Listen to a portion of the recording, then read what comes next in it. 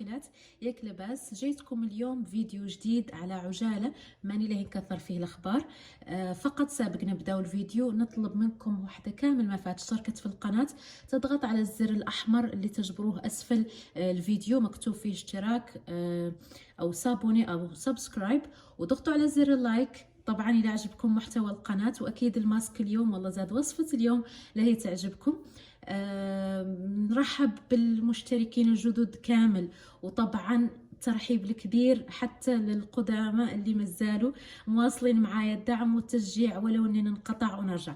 المهم ماني باغي نطول عليكم. هذا الفيديو اللي نحاول ما امكن ننزله اليوم هذا بدون مونتاج بدون اي شيء. الوصفة ما تستاهل كثرة اخبار، فيها فقط مكونين اثنين واللي هما دوف. من الاحسن تعود دوف هذه الخضراء لانها زينه في التفتيح وتوحيد اللون كيف نعرفوا اللاقع وحدها. والمكون الثاني بطاطس، حبه بطاطا تعود نظيفه نشفناها لهي نستعملوها بالقشر. تابعوا معايا الوصفه للاخر تشوفوا الطريقه وتشوفوا طريقه الاستعمال والاحتفاظ بها ولاش تنفع. تابعوا معايا الفيديو للاخر. اول خطوه لين نعدلوها ان نقبضوا حكاكه، لا يا اما في الجهه الرقيقه والله هذه مال الجهه الغليظه، ونحكوا هذه البطاطس بقشرتها.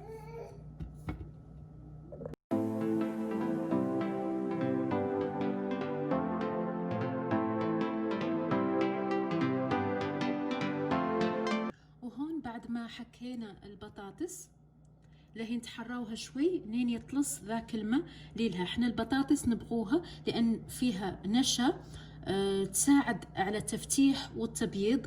هذه الوصفة طافلات يعني بنات، هذه الوصفة رائعة رائعة رائعة في توحيد اللون، إزالة التصبغات والتفتيح. شوفوا الماء بدأ يتكون، ما لنا لين نعجلوا عليه لين نخلوها هون لين تطلص لنا الماء كامل، وننتقلوا ان نعدلوا نفس الشيء الدوف.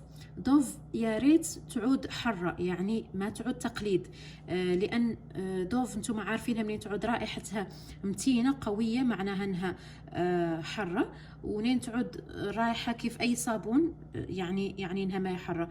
ما نعرف صراحة بالضبط منين تقدروا توجدوا التقليد باطل الأصلي عن التقليد، لكن يا حبذا تجبروا الأصلية ياك تعود نتائج مضمونة وفعالة. بالنسبة للوصفة تقدروا تستعملوها للوجه وحده، لليدين، للوجه واليدين، للجسم، أي منطقة في الجسم تبغوا توحدوا لونها. تعدلوا كمية صغيرة والله كبيرة، المهم أن الاحتفاظ بها يكون في الثلاجة. أنا عجلت نقول لكم الطريقة، لكن بي جدا متحمسة ياكنكم تطبقوها وتعملوها وتشاركوا معايا النتائج. ننتقلوا للصابون ونحكوه هو من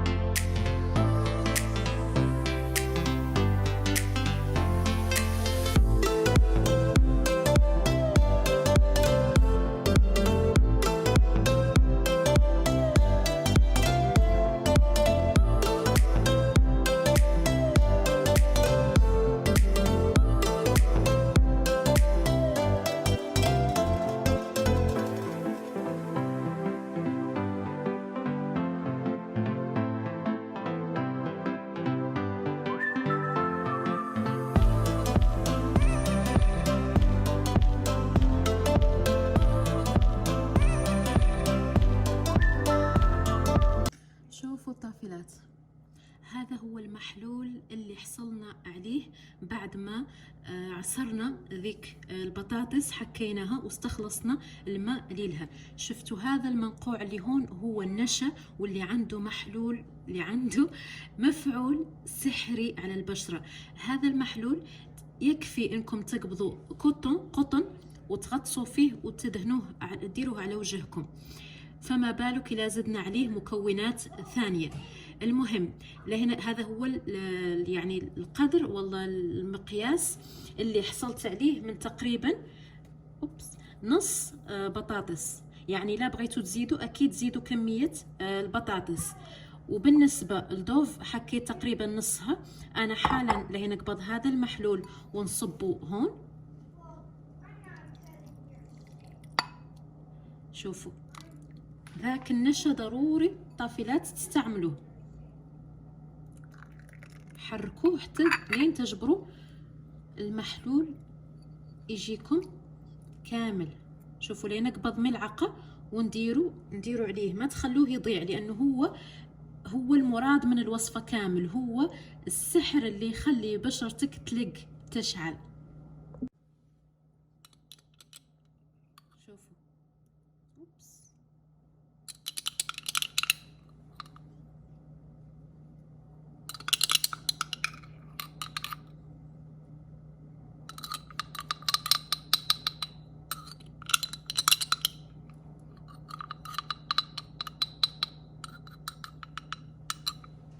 وبعدين لهنا نبداو نزيدو دوف شوي بشوي، ياك اننا نحصلو على القوام المطلوب، ونحركو، نضيفو شوي شوي ونحركو. لا تنساو ان دوف تشرب المحاليل كامل اللي نزيدو عليها، لذلك بقاو ضيفوا شوي شوي. إذا احتجتوا كمية زيادة حكوها مازال، لأن مازال عندنا تقريبا النص.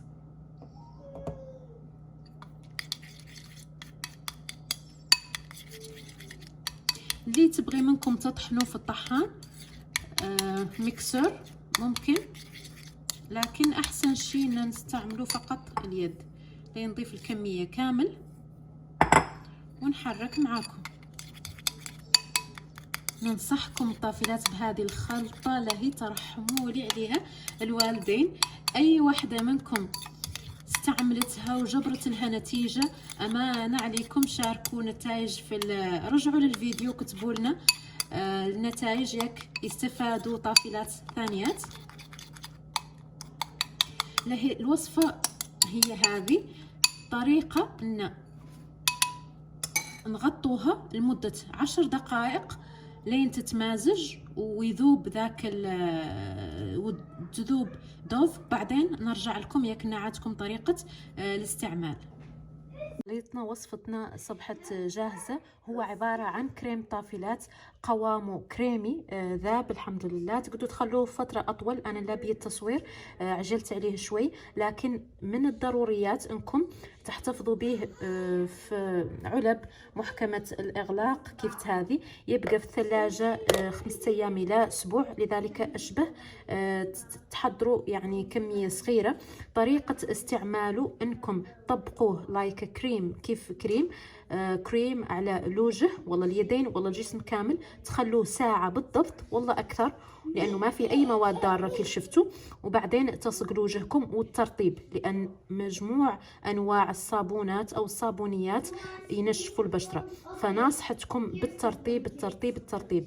استعملوه للوجه ساعة وصقلوا، نظفوا وجهكم، استعملوا التونر وعنايتكم باطلة المعتادة، لكن ضروري من الترطيب القوي. كذلك على الجسم، تقدري تطبقيه على جسمك كامل، بعدين تدخلي وتستحمي، تقضي شاور أو حمام وبعدين ترطبي. هذه هي طريقة الاستعمال، داوموا عليها ولا يتلاحظوا فرق في اللون 3 درجات أفتح من بشرتك. ليتلاحظوا كذلك انغلاق في المسام، لأن النشا زين وفعال في تضييق المسام، توحيد اللون، إزالة تصبغات وتفتيح. نتمنى إن شاء الله منكم كاملات إذا استعملتوا الوصفة ترجعوا تعطونا آراءكم في التعاليق. اشتركوا في القناة اللي ما فات اشتركت، شرفوني ونوروني بلايكاتكم، ومع السلامة.